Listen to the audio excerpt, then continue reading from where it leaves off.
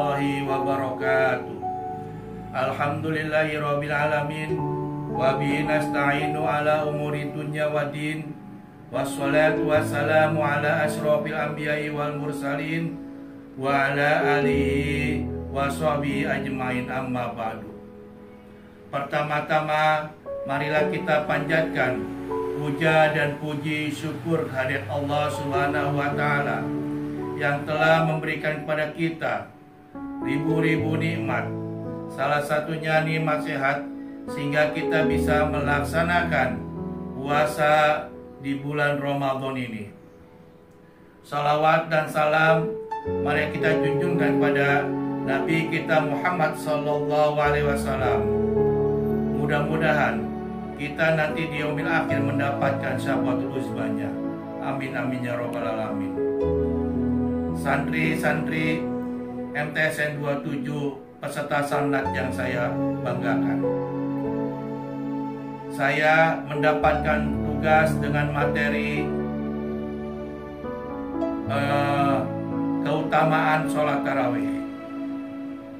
Alhamdulillah kita nyampe di bulan Ramadan ini pada tahun 1442 Hijriah.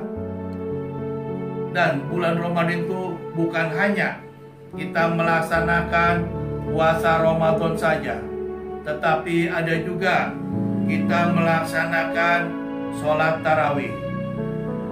Sholat tarawih merupakan sholat sunnah yang dikerjakan oleh seorang muslim dan muslimah untuk menghidupkan malam-malam di malam bulan suci Ramadan. Sholat ini dikerjakan setelah sholat Isya dan sebelum sholat witir. Dan sholat tarawih itu banyak sekali keutamaan-keutamanya. Salah satunya yaitu akan mendapatkan ampunan dosa yang telah lalu. Dari Abu Hurairah radhiyallahu taala, Rasulullah sallallahu alaihi wasallam bersabda, "Man qama Ramadhana imanan wa ihtisaban, ghufira lahu ma taqaddama min dzambi." Yang artinya, barang siapa melakukan qiyam Ramadan karena iman dan mencari pahala, maka dosa-dosanya yang telah lalu akan diampuni. Yang dimaksud dengan qoma Ramadan adalah sholat tarawih, sebagaimana yang dituturkan oleh Syekh An-Nawawi. Hadis ini memberitahukan bahwa sholat tarawih bisa menggugurkan dosa dengan syarat karena iman, yaitu membenarkan pahala yang dijanjikan oleh Allah dan mencari pahala dari Allah, bukan karena ria atau alasan dosa. Dalam hadis ini adalah bisa mencakup dosa besar dan dosa kecil berdasar tekstual hadis, sebagaimana ditegaskan oleh Ibnu Munzir.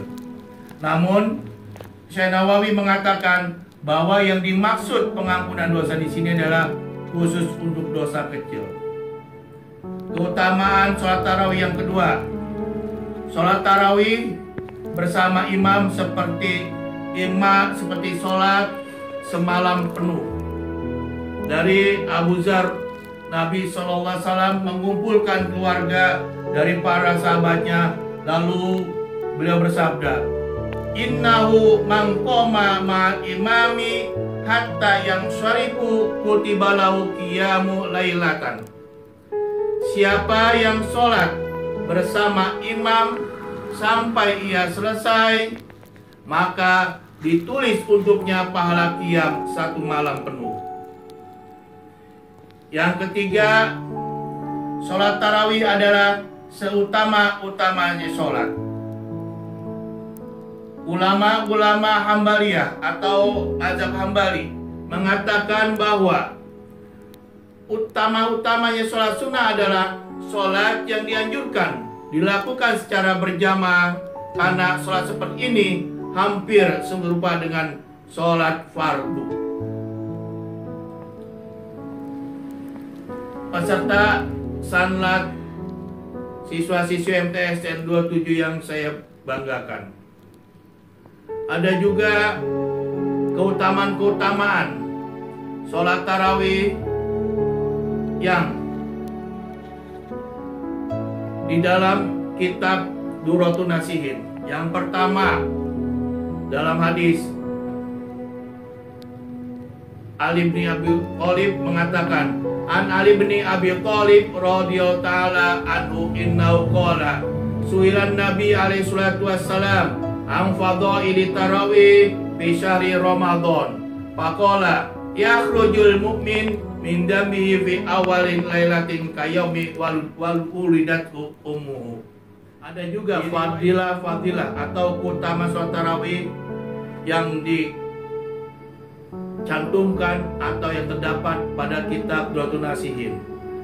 Yang pertama, malam pertama dikatakan An Ali bin Abi Thalib radhiyallahu ta'ala anhu annahu qala su'ilan Nabi alaihi salatu wassalam an fadhaili tarawih fi syahri Ramadan faqala yakhrujul mu'min min dambihi fi awali lailatin kayaumi wulidathu ummu. Diriwayatkan dari Ali bin Abi Thalib bahwa sesungguhnya Ali berkata, Nabi Muhammad SAW ditanya tentang keutamaan tarawih di bulan Ramadan.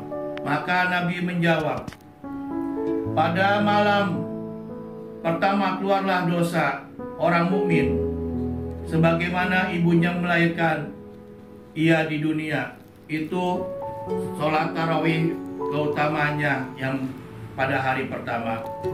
Pada hari malam kedua, wa fi lailati salisaniya yaghfirullahu wa liubawaihi in kana mu'minaini.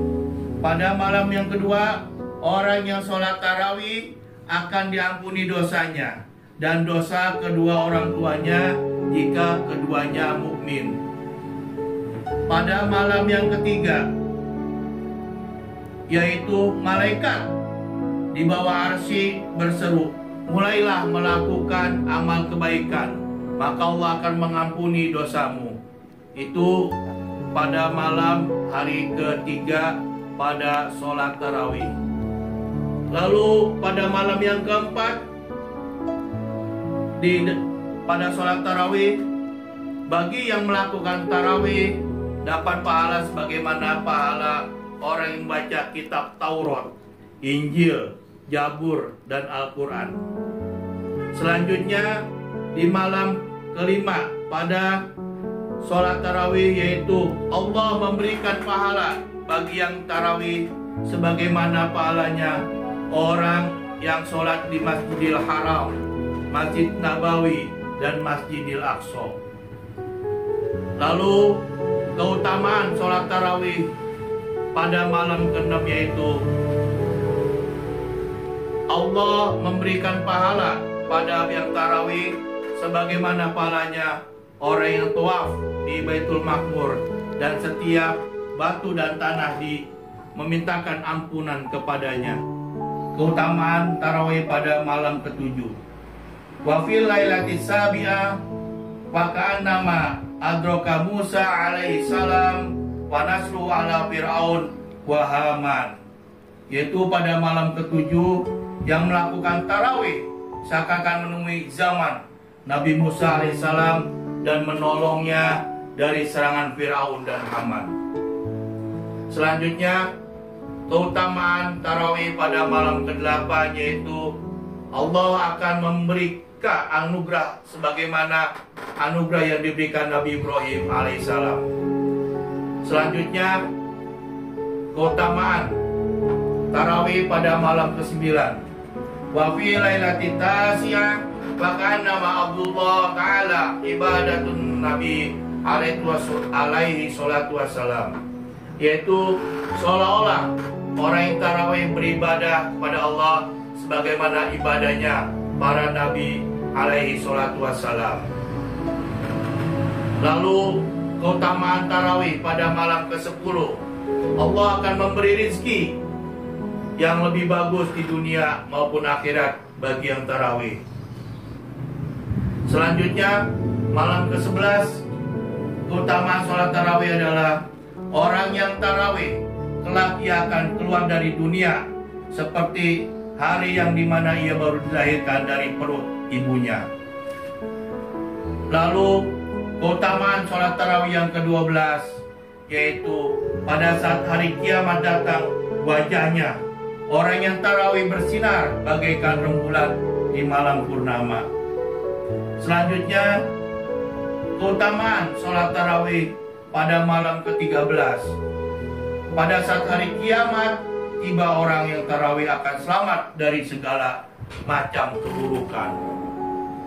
Lalu keutamaan lagi yang pada malam ke-14, yaitu Ja'at al-malaikat yashhaduna law innahu qad shalla at-tarawih fala yuhasibuhullahu yaumal qiyamah, yaitu malaikat pada menjadi saksi bagi yang tarawih bahwa ia sudah melakukan sholat tarawih, maka Allah tidak menghisapnya besok di hari kiamat.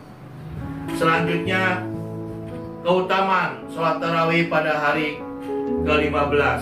Wa fil lailatul khamisah asyara tusolli alaihi malaika wa hamlatul arsy wal kursi, yaitu para malaikat dan para malaikat penjaga aras dan para malaikat penjaga kursi kerajaan langit pada memintakan ampunan pada orang yang sholat tarawih.